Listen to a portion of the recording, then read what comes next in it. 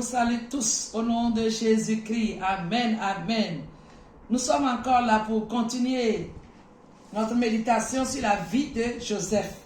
Aujourd'hui, nous sommes dans le chapitre 41 de Genèse. Genèse 41, nous allons lire le verset 55. Quand tout le pays d'Égypte fut aussi affamé, le peuple cria à Pharaon pour avoir du pain. Pharaon dit à tous les Égyptiens, allez vers Joseph et faites ce qu'il vous dira. Je reprends la déclaration de Pharaon. Pharaon dit à tous les Égyptiens, allez vers Joseph et faites tout ce qu'il vous dira. Amen, amen. Je voudrais que là où tu te trouves, là où tu m'entends en ce moment même, acclame le Seigneur Jésus, acclame le Seigneur, acclame le Seigneur. Nous avons un Dieu merveilleux qui change les temps et les circonstances. C'est lui qui élève et c'est lui qui abaisse. Alléluia. Nous voici ici au chapitre 41. La Bible dit, la famine annoncée par Joseph, vous vous rappelez de ce songe que le roi Pharaon avait eu lorsque Joseph était en prison. Joseph a interprété le songe et il a dit, on aura 7 années d'abondance et après les 7 ans d'abondance, il aura 7 années de famine. C'est suite à cela qu'il a été promu au titre de premier ministre. Les 7 ans d'abondance se sont écoulés et la famine a commencé.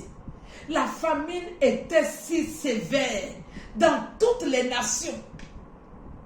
Dans toutes les nations.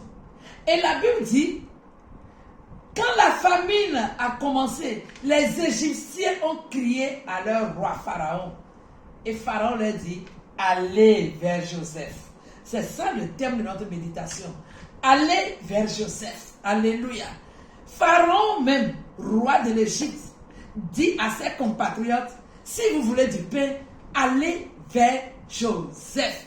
Allez vers Joseph. Pourquoi? Parce que c'est lui qui commandait tout. Qui était le commandant qui dirigeait toutes choses. Tous allaient vers Joseph. Quel que soit leur statut.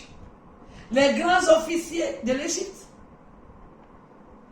Tous allaient vers Joseph pour avoir de la nourriture.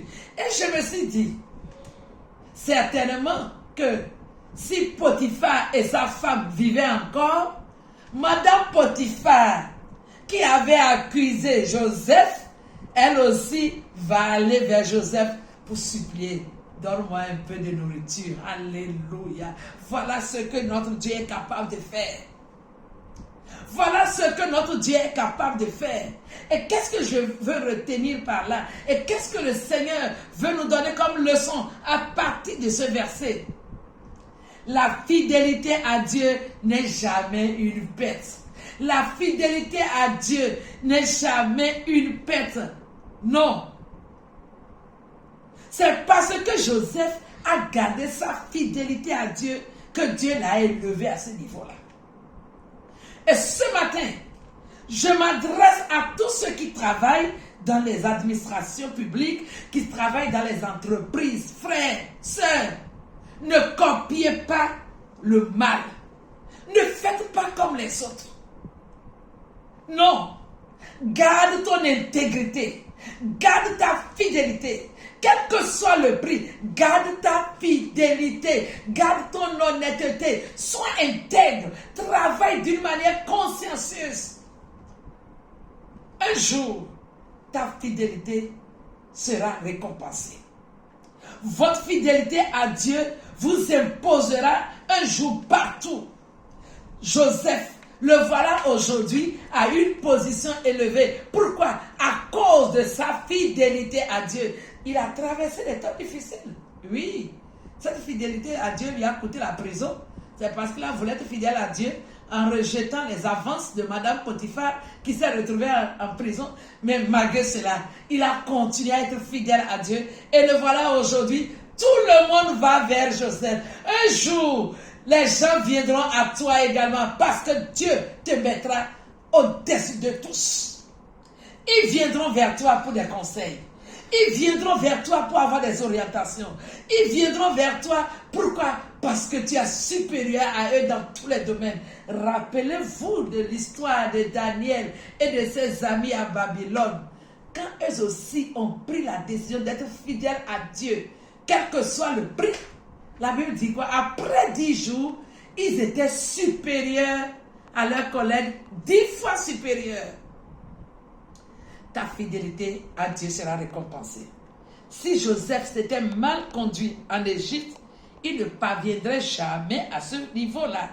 C'est pourquoi, mon frère, ma soeur, là où on t'a placé, là où Dieu t'a placé, pour que tu travailles, pour que tu gères quelque chose, fais-le bien, avec intégrité, avec loyauté. Sois fidèle à Dieu. Un jour, le Seigneur t'imposera à tous. Ta fidélité payera parce que Dieu est fidèle pour accomplir ses promesses envers toi.